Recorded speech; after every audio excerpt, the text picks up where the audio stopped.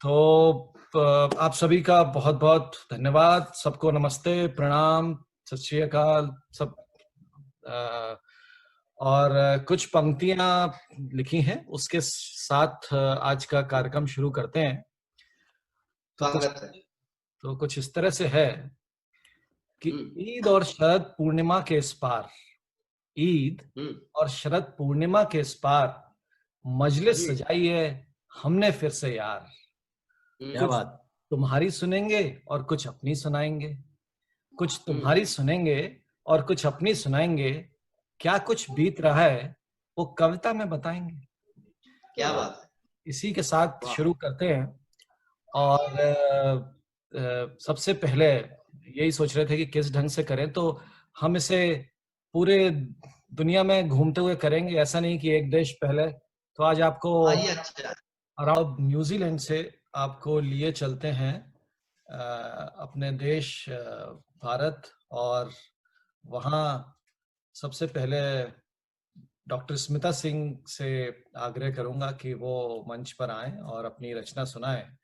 स्मिता जी बोलती हैं कि कविता उनकी आत्मा में बसी है और अभी आत्मा की ही कविता हुई है। तो स्मिता जी आइए और अपनी रचनाओं से हमें सराबोर करिए। आइए। स्वागत है स्मिता जी। सभी बड़ों को प्रणाम और दोस्तों को प्यार। मैं बहुत सौभाग्यशाली हूँ जो मुझे इस मंच से जुड़कर कुछ बोलने का मौका मिल रहा है और आप सब भाइयों और बहनों का प्यार भी मिल रहा है, इसलिए आभार। मैं एक छोटी प्रार्थना से अपनी कविता शुरू करूंगी। ये मैंने माँ सरस्वती की प्रार्थना लिखी है। माँ कंठ मेरे तुम वास करो, मोहमयी ममतामयी कल्याणमयी करुणा प्रबल। मोहमयी ममतामयी कल्याणमयी करुणा प्रबल, बहती है जो धार कान में जिजीविषा है तू प्रबल। मन में घना अंधेरा है, मन में घना अंधेरा है, माँ अज्ञान बना बसेरा है। निश्चल हृदय और भीत प्राण है, स्वर शून्य है निष्प्राण है। अज्ञान भाव मेरे हरो, अज्ञान भाव मेरे हरो, माँ कंठ मेरे तुम वास करो। हृदय कुंज के गहवर में, आत्मग्लानि के प्रहर में, दुविधा के पिघले क्षणों में, दुख भरे कठिन दिनों में, उत्कंठित बेसुध चैतन्य से, पराश्रित मतिहीन शून्य से, इच्छित होती ना वस्तु मुझे, इच्छित होती ना वस्तु मुझे, लेखनी तुम मेरी बनो, आकर हाथ मेरे धरो, माँ कंठ मेरे तुम वास करो, माँ कंठ मेरे तुम वास करो। वाह वाह वाह वाह, बहुत अच्छे। वाह वाह स्मिता जी, बहुत अच्छे, बहुत अच्छा, बहुत बढ़िया। एक छोटी सी कविता है। ये कविता मैंने लिखी है, ये इसमें कर्म भाव पे जोर दिया है और एक चुनौतीपूर्ण जीवन की कामना की है और उस चुनौतीपूर्ण जीवन में आने वाली कठिनाइयों को सहर्ष स्वीकार करने की बात कही है। ये कविता है मेरी। अस्थियों को बनाकर मशाल, तुम्हें प्रेम का पाश चाहिए, तुम्हें प्रेम का पाश चाहिए, मुझे कर्म की डोरी। तुम्हें प्रेम का पाश चाहिए, मुझे कर्म की डोरी।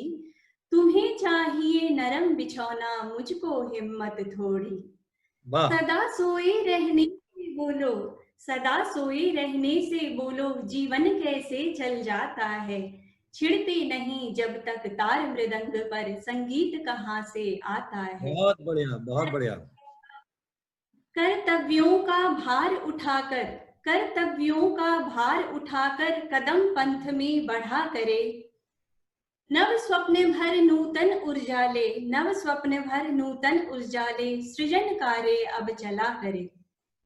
घिरे हो असीम संघर्षों से, घिरे हो असीम संघर्षों से, बिखरे हो असंख्य सूल पग में, फिर भी ना आह भरूंगी मैं, फिर भी ना आह भरूंगी मैं, विपदाओं से रोज लड़ूंगी मैं।